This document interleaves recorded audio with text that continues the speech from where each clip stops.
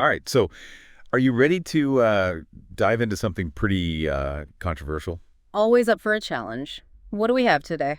Well, today we're going to be dissecting Donald Trump's 2025 proposal for the Gaza Strip. Okay.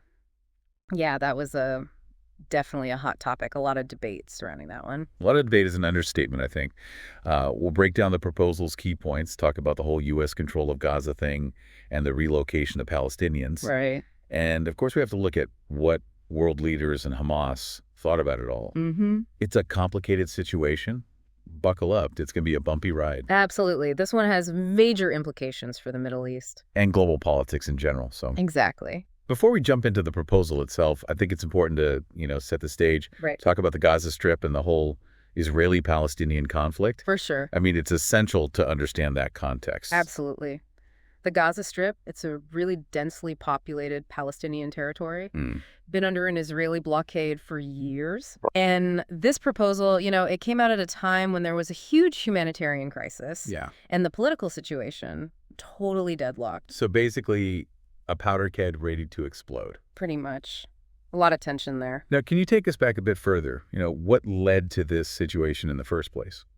Well, it's a long and complicated history. You're talking about decades of conflict between Israel and Palestine, displacement of people on both sides, and just failed peace attempts, one after the other. It's a really deeply rooted conflict. Right, right. And that brings us to Trump's proposal, which, let's be honest, was pretty radical. I mean, the U.S. taking control of Gaza with the goal of turning it into some kind of Riviera of the Middle East. Yeah. And then you have the whole idea of relocating 1.8 million Palestinians to other countries. It's a lot to take in. So break it down for us. Okay, so the proposal had two main parts. The first was the U.S. taking control. They'd be in charge of reconstruction, getting rid of dangerous materials. Yeah. The idea was to create a stable place, ready for economic development. Right. And the Riviera of the Middle East bit, what was that all about? It was, I think, a way to sell the idea, Yeah. to make it sound appealing. Like, imagine Gaza as a tourism hotspot, economy booming, people living better lives. That's like a fantasy, to be honest. It was definitely ambitious. So what was the logic behind this radical approach? Why did Trump think this was the answer? Trump's argument was that all the aid and efforts up to that point, they just weren't working. He thought a total shakeup was needed to get to the root of the problem. Okay. He and his supporters believed that direct U.S. control would just be more efficient. They thought it would be the best way to develop the region and solve the humanitarian crisis. Okay.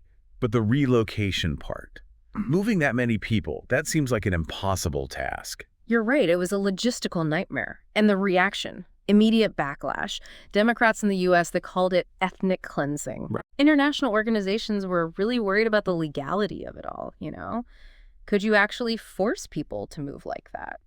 Especially considering international law, like the Fourth Geneva Convention, which prohibits the forced transfer of civilians in occupied territories. Yeah, that seems like a major sticking point. It was.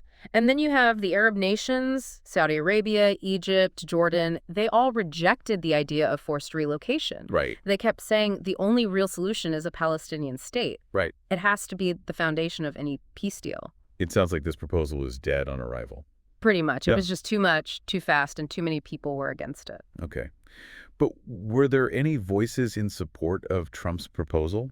Or at least Yeah. some people who felt that a new approach was needed? I mean, there were definitely some. Some people felt like the existing efforts weren't enough. They Right. thought a bolder move was needed. But most people, they wanted a negotiated settlement, something based on international law and agreements that were already in place. So what were the alternative solutions being discussed at the time? The alternatives were mostly about improving what was already there, Okay. strengthening aid programs, easing up on the blockade, encouraging dialogue between Israel and Palestine. Got it. So even though Trump's proposal was never implemented, it definitely highlighted the challenges of trying to resolve this conflict. What about Hamas? They control Gaza, so their response must have been pretty significant. Oh, absolutely. Hamas rejected it completely, Yeah. called it unrealistic, provocative. Okay. They saw it as an attempt to deny Palestinians their right to self-determination, the right to decide their own political future, Right. Right. to freely determine their own political status and pursue economic, social, and cultural development.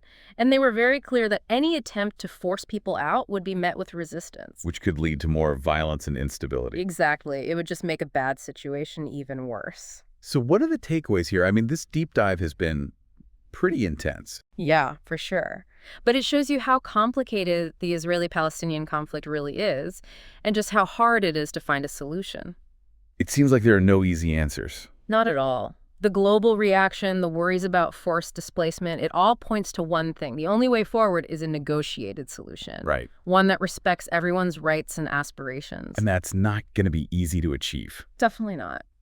Trump's proposal, even though it was controversial, it did bring up a really important question, though. Oh, what's that? How can you balance humanitarian efforts with the political realities on the ground? In a conflict this complex, I don't think there's a simple answer. It's a question that needs a lot of careful thought. Absolutely. And a deep understanding of the history and the politics involved. Definitely a lot to think about. What do you think, listeners? How do we find that balance? Yeah, Leave your thoughts in the comments.